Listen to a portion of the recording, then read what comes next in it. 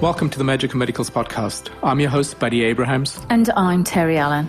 A show about the moments that changed people's lives forever.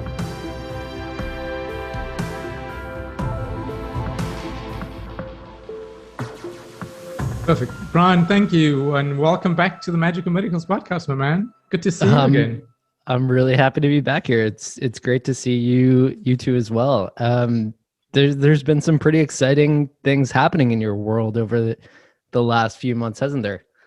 Yeah, there's been a lot of movement, to be honest with you. Tons of it. I've been listening to the stories that you've been sharing, and they're really profoundly touching. And, you know, it takes me back to the moment when we first talked about you starting this podcast about 6 months ago now. Maybe.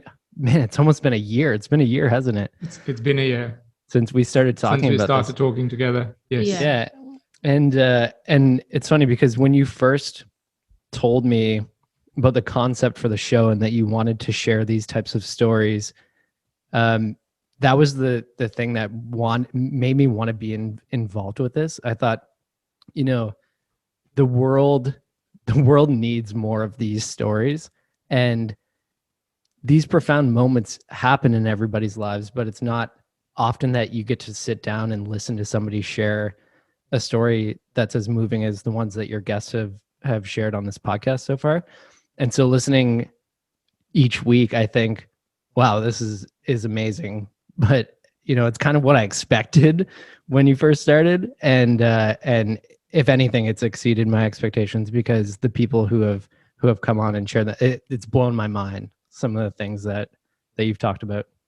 I think that the people that have been divinely guided to us, because that's what we do before we do anything, is we just ask for the right people to be coming forward to us on the show. So we're not specifically hunting around for people. Yeah, some people we've known a long time and didn't know their story, like they didn't probably want to share their personal story, but it's been nice that they've been really real and authentic and open to share that even if they are successful now or not, that it wasn't always that way. It's pretty remarkable that when you give somebody the space and create that space for them to share these moments, how like that incredible sense of connection that you sort of get from hearing them talk so openly and being so vulnerable.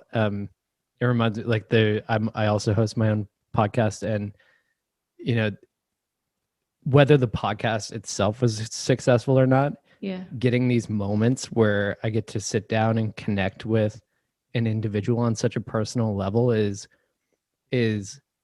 brings like incredible riches to my life in a way that I never thought possible. And then I'm reminded that this isn't about recording a podcast. This is about having meaningful conversations and hearing meaningful stories. And it sort of serves as this reminder that like these things don't have to happen when you're sitting down in front of a microphone. Like they can just happen every single day. And I think that message rings really true to your listeners, because I think that even when I listen to the stories that you're sharing, it inspires me to want to go out and hear more of those stories from people that I'm close with in my life, because we all have those moments. I think we all have those moments. And I think also, you know, I was talking to a client this morning that says do listen to some of the podcasts, because you can learn something from somebody every time, and it will remind you of something in your life or something going on in your life, and they'll probably answer you to the one that you're choosing to listen to. You will align with it. So by you listening to someone else's story may answer you for what you're looking for at this moment in time, maybe in a different way.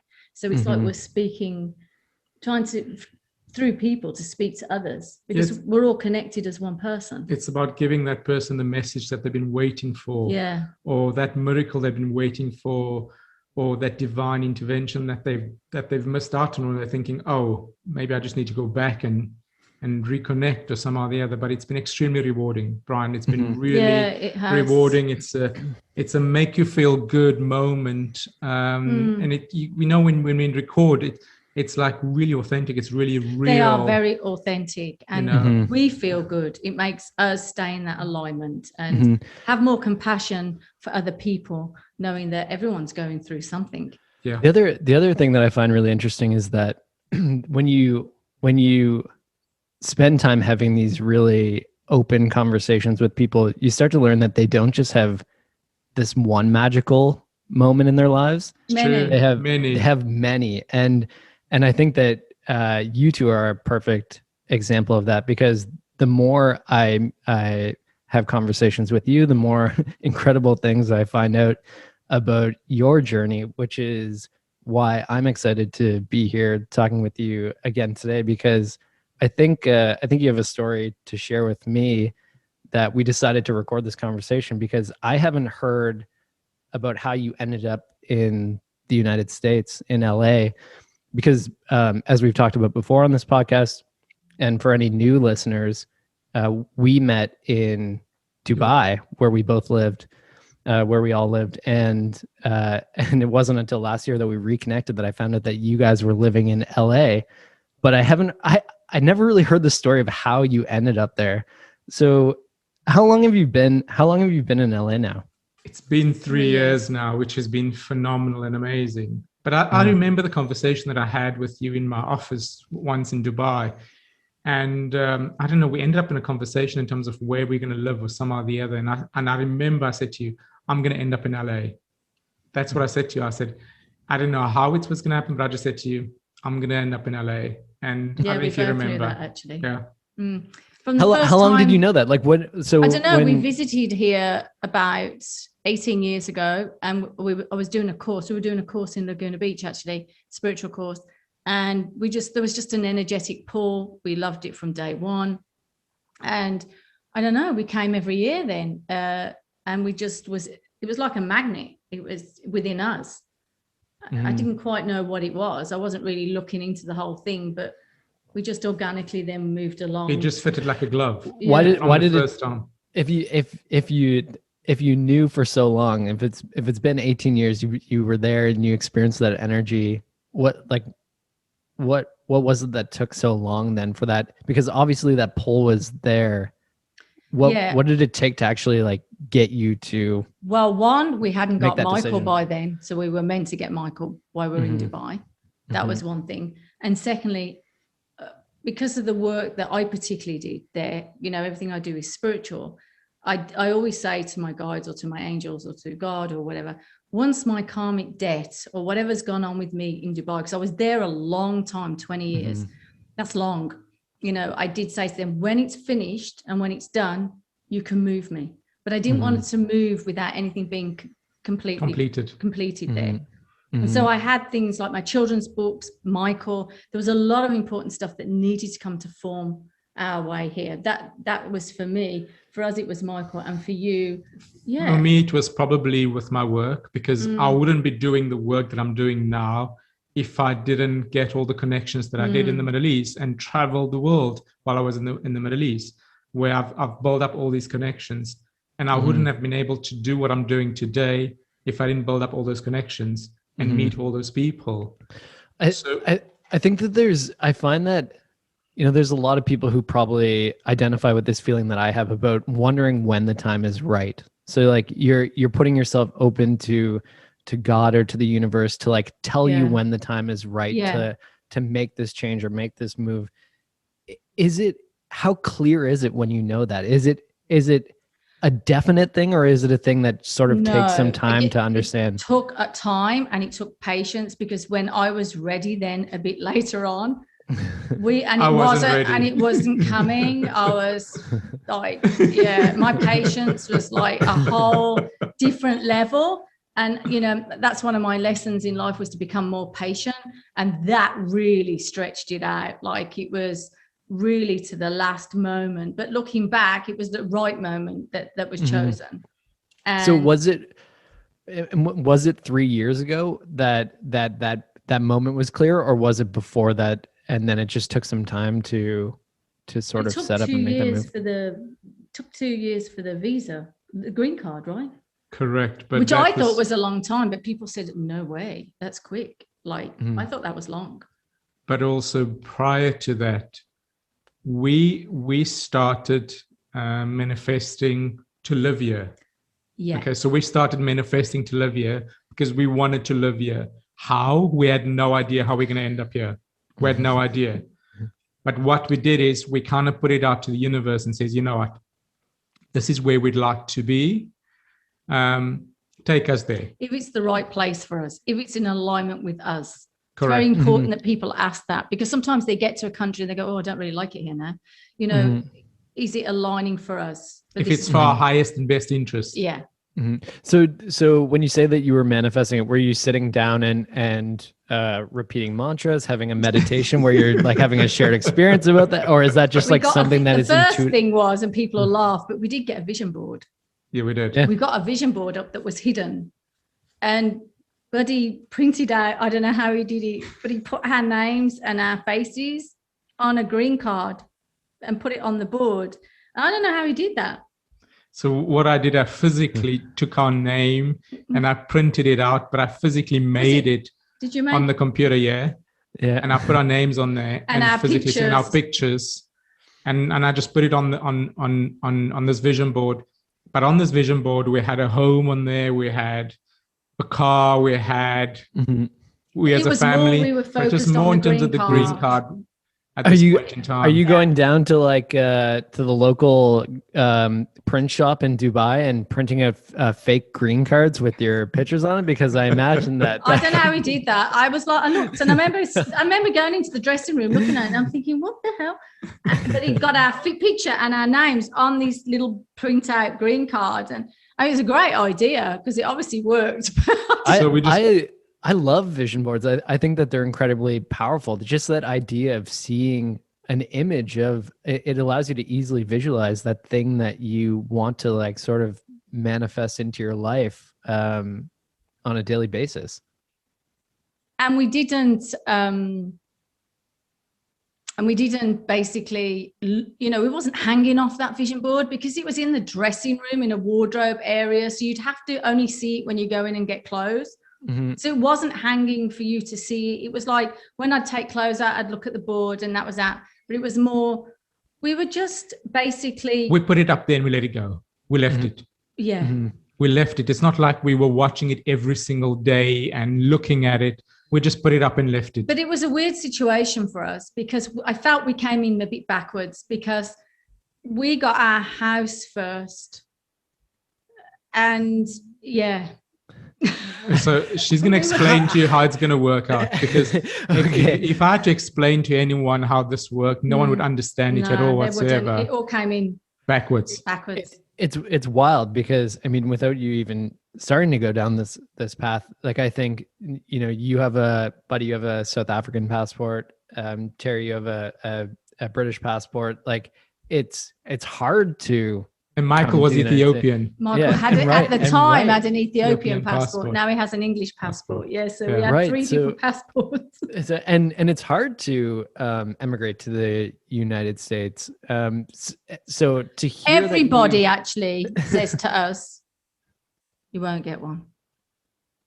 So we shut up after that. We said nothing. We said it to a few people, not everybody, but they were like, "Forget it. You're not going to get one."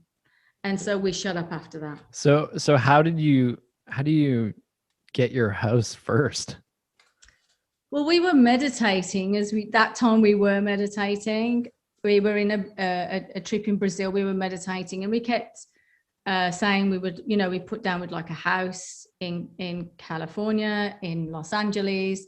But actually we weren't particularly that detailed now I look back.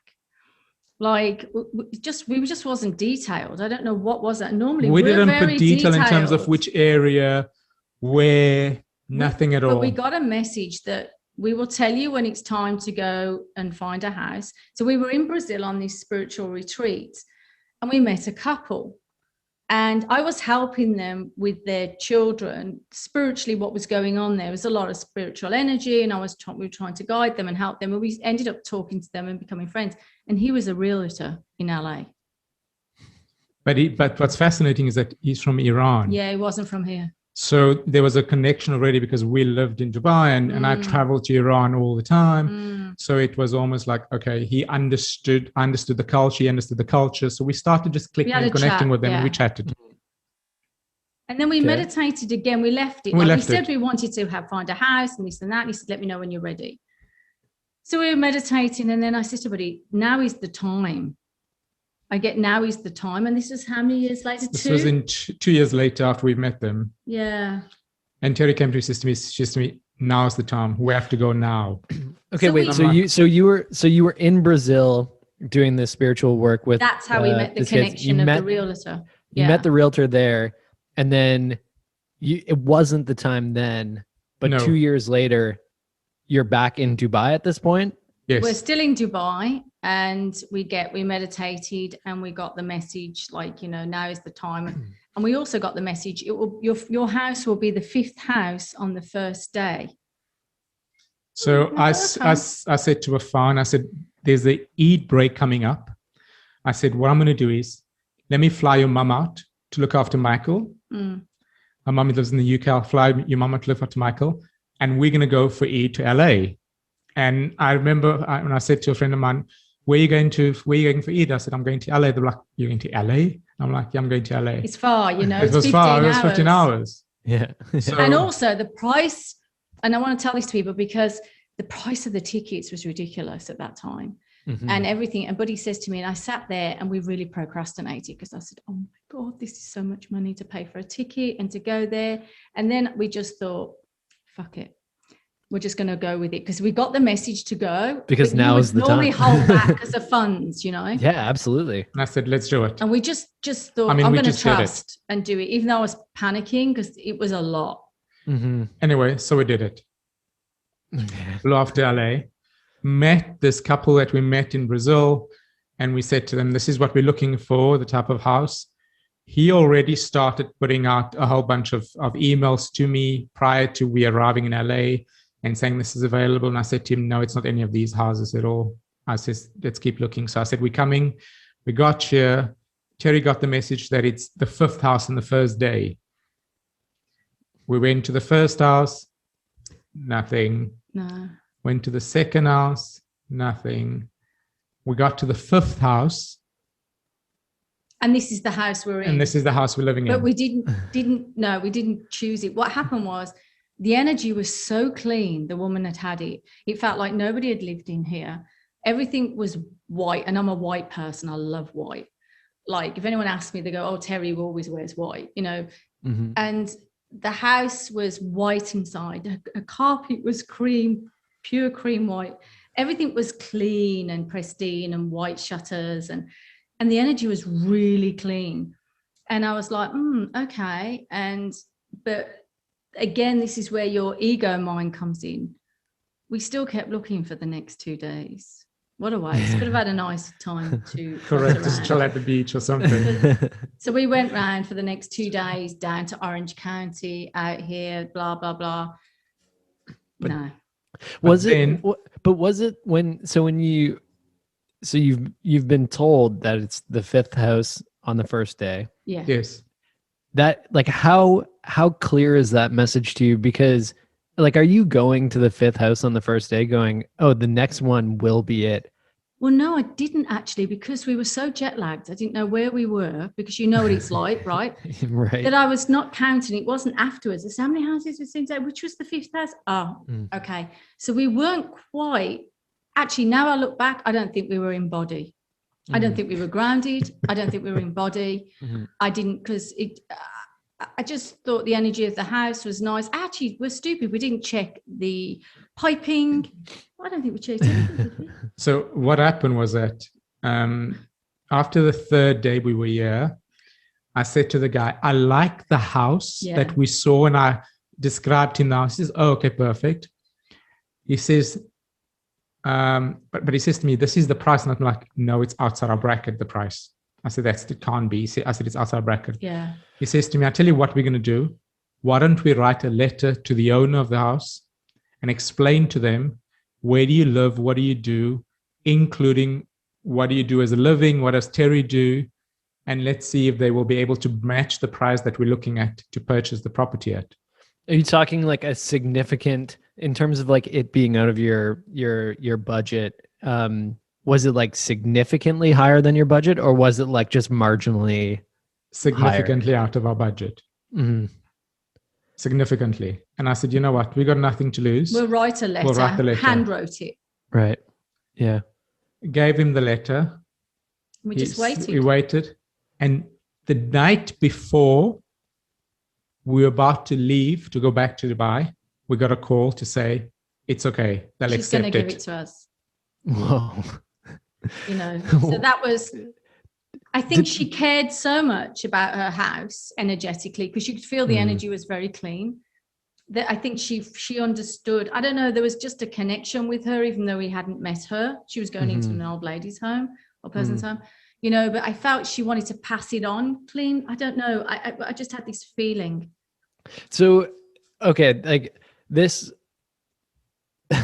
like I could kind of tell that this story was going to go this way, where you were going to go to LA and you're going to get this house. But to me, there's still a whole bunch of problems going on in this story, in the sense that you've just flown to LA for the weekend and bought a house. Like, correct. Do you know? That's what I'm saying. I don't think we were present. I really felt as if, now I look back, Spirit took over. You were called there. You were called there to, because we take that step. We didn't look at the area. I didn't know quite what area they were talking about, because we only ever went to a certain, you know, when you're a holiday maker, we sort of go to a certain area and you stay down there and you did it. Here it was like, I just thought it looked nice, and that was really, when I look back, I'm like, Jesus Christ, Terri. But that means there was a huge intervention from Spirit that guided us. Yeah. Because we were so naive when we got here. You have no idea. I mean, that's the first thing. The second thing is, you bought a house. At this point in time, we didn't have a bank account. We had no bank account here. Right. This seems like a whole bunch of problems. Okay. No green card, no bank account. And we didn't buy the house outright, just so everyone knows, by the way. So now the next stage was trying to find a mortgage. Yes. Just to give you context, when I left Dubai, I became a realtor for a few years, and I understand how much of a problem this could potentially be when a buyer from outside of the country shows up and just buy, because you can fairly easily buy a house on paper. You can fairly easily make an offer and get it accepted. But then there's a number of conditions that have to be met for you to be able to actually take ownership of it. So when you get this call before you're supposed to leave LA, so I got the call before we were supposed to leave LA, and he says to me, "You've been accepted. They'll accept the offer. Congratulations." And he says to me, "Which bank are we using?" And I said to him, "What bank? We're not using a bank." I don't have a bank account here. And he's like, "Well, we're going to need a lot of cash coming over the border very quickly." But you know what I said to him? I said to him, it is meant for us to have this property, and God, Spirit, whatever, or universe will bring it to us with the entire flow of how it is meant to happen. Yeah. Okay. And this was in the month of October. Okay. When we were here, which was the second Eid that we came here. And I remember that. And he says to me, fine. He says to me, okay, just send me whatever paperwork. He gave me a list of paperwork. I go back to Dubai, gave me a list of paperwork, and I sent him through all the paperwork that he wanted. And a week later, he said to me, fine, you've got it. I have a bank that can be able to assist you and help you. He says to me, and a finance person. He says to me, are you ready to go? And I said to him, you know what? Let it go. Let it flow. We're ready to go. Mm-hmm. The transaction got closed in less than 2 weeks. Wow. Okay. And on the 1st of November, I had a tenant moved into the property. That paid the mortgage. That paid my mortgage. Right. So at that point, we didn't know how we were going to pay the mortgage. Actually, you weren't ready to move at that point. You were basically like, well, we own this house, but we own the house. It's a rental property. We weren't ready. Right. Now I look back, these crazy. Someone would think you're crazy because we didn't have the money to pay the mortgage, and you're renting Dubai, which you know is really expensive. Mm-hmm. But we got somebody to rent it straight away, so we didn't pay a mortgage. Wow. So They wait, was paid somebody, the mortgage while they're staying here. was somebody managing the property for you at the time, or you just had this like, was it just this another thing where you thought, we're going to look for a tenant reached out to you and it seemed like the right person, and that was that? How did you find the tenant? So the tenant came through the guy that helped me to close the mortgage. And he had someone that has got a list of tenants, and someone was looking for a tenant in this area, a house in this area, and he reached out and he signed a lease with me. And and he was in here for 6 years. Wow. So you've owned this property for almost 10 years now. Yes. 9, yeah. 9. Okay. So you get, like, I'm imagining that you've gotten this sort of profound calling to come to LA and buy this house just on a weekend trip. You buy the house, you get a tenant, put them in there. Everything's good. 2 weeks later, you own this house, but you've had this really profound calling to go there and get the house. But it wasn't, did you not feel at that time that it was this moment where you were called to actually move there too? Or it was just the next? No, but we couldn't have moved at that time because we never had a green card. Yeah, we couldn't. So we had the house first. Right. So you can't move into the United States until you have a green card. You can own property, but you can own property. Yes. You can't live there. We could have moved here into our house, but then you'd have to buy a business as well. Okay. Maybe start your own business. I think that way. Okay. So that's why I said we came in backwards, really. We had the house. And then first, but we couldn't live in it. So then that was exactly. And then what happened was that I spoke to a friend of mine in South Africa, and I said to her, I've purchased this property. I'm looking for an attorney that can assist me by getting a green card. And she says to me, oh, by the way, I've just met someone a weekend ago at a seminar, and I can give you his details, and I'm sure he can assist you. And I said, okay, no problem. Pass his details on to me. A week later, this was after we've purchased the property, about 4 years later. So 4 years later, after we purchased the property, I spoke to this friend of mine, which is based in South Africa, and she told me, she gave me the details of this attorney. So I called him up one day and I just sent him an email just out the blue, and I said to him, I've received your details. Would you be able to assist me? And blah, blah, blah. And he says to me, buddy, let's arrange a call. So I called him and I said to him, I've got the situation. I'm already owning a property in the US, but I'd like to move across there. And I said to him, he says to me, but how can you own a property? You don't have a green card. I said, well, I do now. And he says, wow, okay. And then I explained to him what I do. And he says to me, if you work with me and follow exactly what I'm asking you to do, I can guarantee you, with the experience of you and your wife, I'm sure I'll be able to help you and assist you. But we had to follow what he said. But he says, you have to follow exactly what I'm telling you. Otherwise, it's not going to work, he says to me. That sounds sort of ominous. Is it?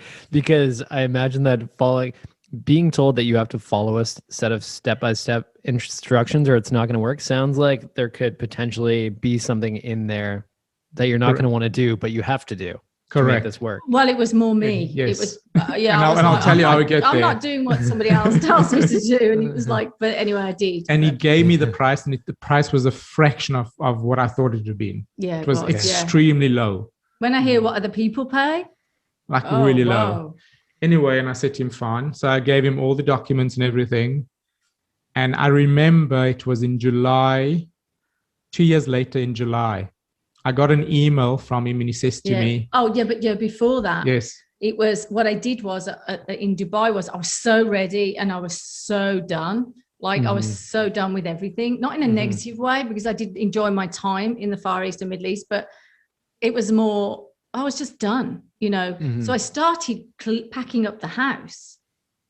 Really? Yeah. So I started. What artists asked me knowing that we're moving? No, I started packing up the house. So I chucked a load of stuff away, did a load of stuff. And I remember my nanny coming back from Sri Lanka and she come in and she went, oh, what's going on? Are you moving? And I didn't say to her, I'm moving. I just said, no, I'm cleaning up. And, I wanted to clean everything up. And I think she was a bit took back because I just thrown everything. And so in my mind, I'm like, out to the universe. I'm ready now. I'm ready to go. You know, she probably assumed that you were moving and that she was going to be out of a job. And but she was also like, then what? It's interesting. Really good friends of ours said, oh, we're leaving Dubai. We're going to the Bahamas. And we were really like sad that day in July. And I said to Buddy, I'm just so, I don't know what is going on with us. Why have we not moved? Why is the green card not coming in? I don't get it, you know. And I was pleased for our friends, but at the same time frustrated for us. And he said, you know what, let's just go out for dinner and just go out and have a nice time. And we went out for dinner. We were somber, like, you know, nothing's going on. Because the night before we said goodbye to our friends that's moving to the Bahamas. Yeah. So we were like, you know, everyone, why not us? You know, because it's normal, you do, you know. And and then as we left the hotel waiting for the car, I got an email from the attorney. He says to me, how much do you love your immigration attorney? And I'm like, I look at him, and he says to me, call me now. Yeah, so I called me and he says to me, you've been accepted, you got your green card. We cried. What? Yeah. We cried, yeah, because it was like, it was that moment. It was like you're on the edge of like, I'm so done. Like, and it felt 2 years. It just felt like a long process. In a way, I suppose it was, but that getting that green card, we were like, and our friends moving and stuff, and we just so badly wanted to move in our house, wanted to be in our own house, that when he did, it was such a relief. But wait, it sounded like there might have been some strings attached with. Oh yeah, no. Then we had the next thing. So then that was in July, and then he says to me, "You have to still go for your interview at the embassy, but your interview, you cannot do it in Dubai. You have to do it in South Africa." Whoa! And he's like, "Oh, why?" He says to me, "Just follow what me and tell me exactly what I'm. Go and do it in South Africa." I said, "We're staying." And he says to me, it's because you have a separate passport. Terry's got a different passport and Michael had a different passport. Well, we hadn't got his English passport yet, Michael. It was coming. And he says to me, it's going to be less complicated and they'll understand your level of where you've been as well as how we work the whole process, he says to me, rather than Dubai, which is very much still a little bit more backwards, he says. But anyway, he says, just follow and do it, he says to me. Don't ask me questions. Just I'm telling you, just do it, he says to me. I said, fine, we'll do it. It sounds like at the end of the day, though, a couple plane tickets to South Africa might be cheaper than the way it might have, the amount of money it might have cost to do it a different way anyway. Yeah, correct. You're right. So we booked our vacation to go to South Africa for how long? 2 weeks? With 2 weeks. 10 days. 10 days. 10 days. For our interview and everything. But also we had to do a medical. To make sure we had to go through a full medical exam and everything.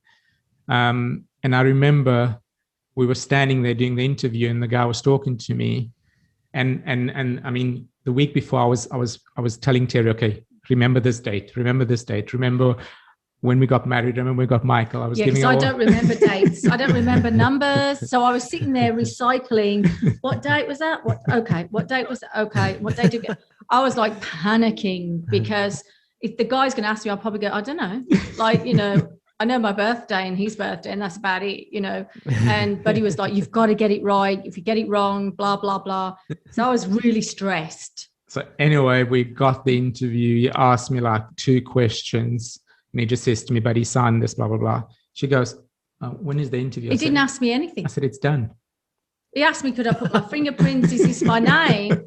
And that was it. And he asked Michael and that was it. And I said, when's the interview now? He said, that's it. No, really? Was this guy by any chance friends with the attorney guy? No, we'd gone there actually. It was very quiet when we went. It was very quiet. So the timing was perfect, but also we really prayed. Prayed and we really manifested for that interview to go well. And then they closed the embassy for a holiday and we were still there. And Buddy was working for a guy in Dubai that let's just say wasn't particularly flexible. Friendly. Yeah. And so Buddy was freaking out because he couldn't then go back. We couldn't leave because our passports were in there. And so he thought he was going to get fired because he didn't plan to be there for 3 weeks that we ended up being there. Whoa. So anyway, we ended up being so 3 weeks instead of the 2 weeks, but it was almost like the universe are giving us a vacation. I didn't look, yeah. We don't look at it back that at way. it was a vacation, and we were stupid because you have to move them within the time frame of getting the green card. So right, so when you get this, when you do the interview and they take your passports and they're working on your green card application at that point, do they give you the green card right then, or it's no?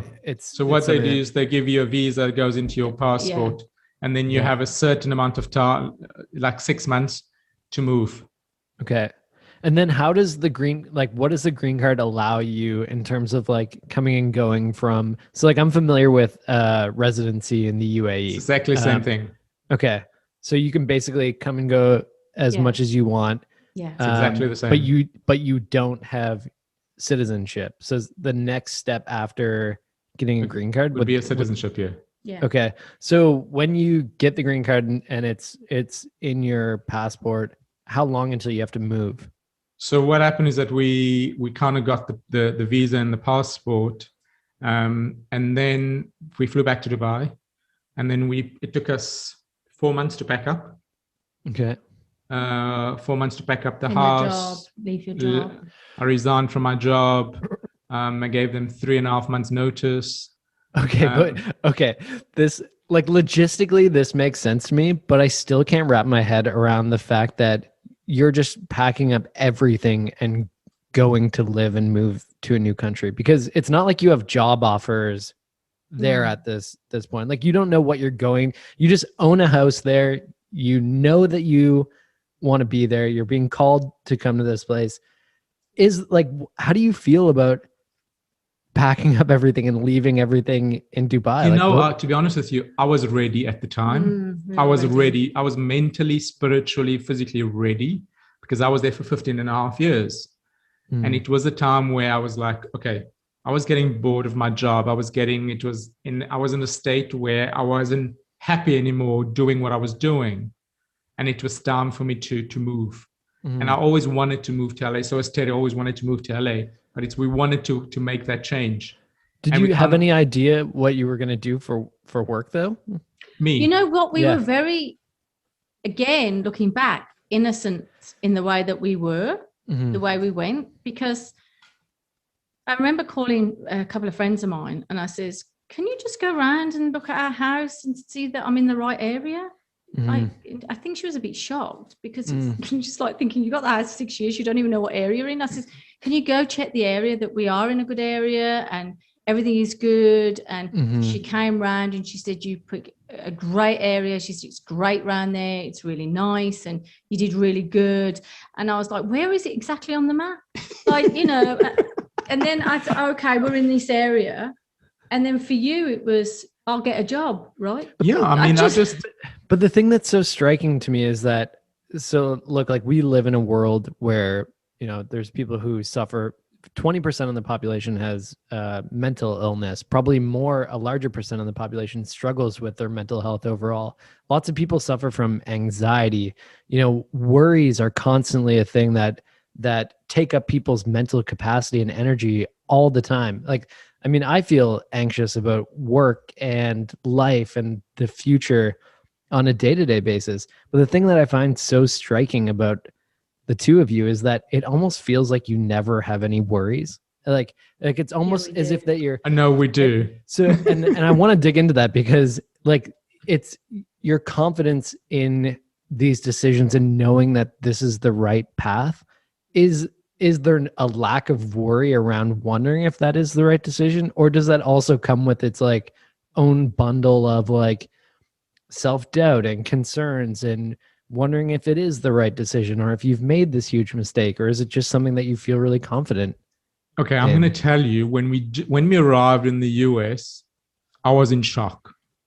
So was Terri in shock, because, you know, you leave a comfortable lifestyle in Dubai. You know, you have the nanny, you have the driver, you have it all. And it's like, you know what it's like, because you know which supermarket to go to. You knew what. It was very comfortable. As you know, it's very small. It's very comfortable. Yeah. And it's like you've gone out of the pond into the ocean. And we landed in, like he said, I think shock. We hit the ground running, it's like, whoa, it was a shock, because it's like everything is much different, magnified. It's bigger. Culture is different. Even getting a driving license, it's completely different, right? Different. So we were in shock, I would say, for about 1 year. For Yeah. 1 year, I was in shock, because I was like trying to find, because you kind of try and find your all feet. the old is coming off at the same time. All the old is coming, because you go through the whole thought process of, did I make the right decision? Why have I done this? All those type of things. But when I look back now, today, it was all aligned. It was all aligned. Even 100%. Michael's school, it was good that we got the house all them years ago, because someone was paying our mortgage, so it brought it down. Then the property in our area has doubled in that time. So it was all orchestrated all the way along. But also, the way we've grown spiritually over the last 3 years since we've been here has taken us to a different level. Completely. Based on how we are with ourselves. Do you feel so it's easy, like on the second episode of this podcast, when I told you the story about myself ending up on the West Coast and having this whole, sort of profound moment of like wondering if I had made the right decision in my life. And like during that moment, it was this really scary situation where I was like, why is this happening to me? Like, is this the right thing? When I look back on that, hindsight is like, whoa, that's the best thing that ever happened to me. It's like my greatest teacher in my life is that moment. It like is a huge defining part of who I am today and why I am the way that I am today. But like I look back and I see in hindsight that it was like that. In the moment, it was scary. When you say that you were sort of in shock that first year, but also looking back over the past 3 years and knowing that you've had this like a significant amount of growth in your own personal lives and together spiritually, like, is it stressful in the moment where you feel like, is there self-doubt? Is there wondering if you've made the right decision? Is there like this anxiety and worry and fear? Or is it like you're sure that you're making those right decisions? And I think the first 6 months for me probably were, have I made the right decision? Was this the right thing? But I think it was now looking back, it's all the old, you letting go of the old of what you've had. It's like throwing the old slippers and getting a fresh pair. Then you need to give yourself time, and you need to ground and heal yourself and really embed yourself into the new surroundings. So I remember my cats because I rescued cats in Dubai as well. And I shipped 6 of the rescue cats with me out. And I remember looking at them in the garden, because you have quite a lot of grass. And I remember them all sitting on the grass like cows, like all day, every day for 2 weeks. And I thought, what's wrong with them? Looking back, they were grounding themselves into the energy of this new place. Energy. And they were showing us, and we didn't get it. Maybe I should have gone and lie on the grass with them. I would have been a bit quicker, but they were grounding their energy into the new place. They did it all day for 2 weeks and never moved out the garden and just sat there like cows grazing. So what is it then over the past 3 years? How have you grown? Like how have you evolved spiritually and together? Because it sounds like I know that there's this sort of like level of being in tune. And last time we talked about how, there are moments in our lives where we're less in tune with our deeper spiritual selves than other times in our lives. But like, how have you grown over the past 3 years? I think we were guided again. Like when you arrive anywhere, we had, a spiritual connection through friends in Brazil. And we then started to go to a spiritual community, which is Agape, which is Michael Beckwith's community. So we were going there, and that helped, I think, meeting people there. We had Terry Miles on the other week from Agape Course in Miracles. So it helped us to be in a spiritual family. And also we had another spiritual connection in Brazil, which we connected with. So that helped us to keep that faith, to align with that faith, and to pray and have guidance and healing as we integrated into this new place. That was what happened for us. We really had to rely on our spiritual tools, our spiritual faith, and the people that we had around us. But also what pushed us the last year was during the pandemic, because when everything got cut off and shut down, you had to go within, and you had to go and see things that were not healed, those things that came up for you. You had to kind of look at it, because there's no else to look at. You can only look at yourself and seeing how you can heal that. And that has helped us pushed as well, and coming up like this podcast, coming up with new ways of doing things, understanding our own emotions, understanding what's going on with us. For us, when you're in a country, undoing all the conditioning, I don't know if you went through that. Definitely. Saying to Buddy, you don't have to work for one person. Mm-hmm. In Dubai, you can only work for one person. Here, everyone's got 5 or 6 people. And we were conditioned in a certain way. And I don't mean that in a negative aspect, but, we had to think differently. And there was so much more out there than we ever thought possible. And to learn and grow through different spiritual people and healers and seminars and stuff like that. So it was, I'd say to anybody moving, have a lot of patience with yourself, trust the process, and just really take that time with yourself. And timing is always important. It's all about the timing. It's all timing. It's all about timing. And not logical timing, by the way. I couldn't agree more with that too, because my last year in Dubai, I did a yoga teacher training before I left, and there's just something about that energy of like being shown these things or taught these things over the course of a certain amount of time. Like I spent 6 weeks in India, and when I came back to Dubai, I was walking through Mall of the Emirates barefooted, and I was looking up at the ceiling, and I was like, this place is beautiful, but it's not the beauty of nature that I miss and that I need to connect with. And so, that was sort of like the beginning of the end of my time in Dubai, because as soon as I started to see that, I couldn't unsee it and had to leave. So, but it does come down to when the timing is right too, because it's not like I was walking through Mall of the Emirates and then got on a plane that night and left. It took time until I really realized that it was the right time to actually leave too. And in hindsight, I can see that it was the right time when I made that decision, but I also don't think it was clear in the moment. I think that clarity kind of comes with later. Reflection. Yeah. I have a question for you. What made you contact me 1 year ago? Well, it's funny because I was launching a new product with the company that I work for here. We do work environment consultations. And so we help leaders understand how the work environment affects their employees. And so I was reaching out to you because I was thinking, who are the people who I met in Dubai who would want me to succeed? Like, who would want to see me succeed? And I was reaching out to you because I wanted to know if you could refer me into potentially some other business owners or leaders that might benefit from using our product. And that's what made me want to reach out.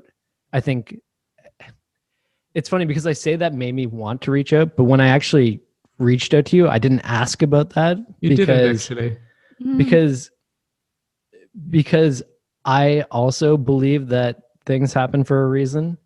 And I'm more curious about people and what they're up to and connection than I am about, self-promotion or I'm like the worst salesperson because I never actually focus on selling a product. I just want to hang out and talk to people. And so when I had the opportunity to reconnect with you, I was just more curious about your story and where you were at. So like there was a sort of catalyst to reach out, but then there was the actual reminder of like, oh, like all we are is as human beings are people who just want to connect with one another. And so when I had that opportunity to reach out and connect again and thought this is a good excuse, I was just curious to see what you were up to. Got you. Okay. Very good. Funny. Well, Brian, thank you so much. I thoroughly enjoyed this conversation. I don't know about you. Likewise. Yeah. And it was good. It's good actually also for us to have gone back over it and to know, to really look back and think when you're talking about it or going through it, that, you know, we are, when we ask, really divinely guided. And I think to have that whole orchestrated way of how it went for us, that's a lot of work upstairs for them to do that for us. Mm-hmm.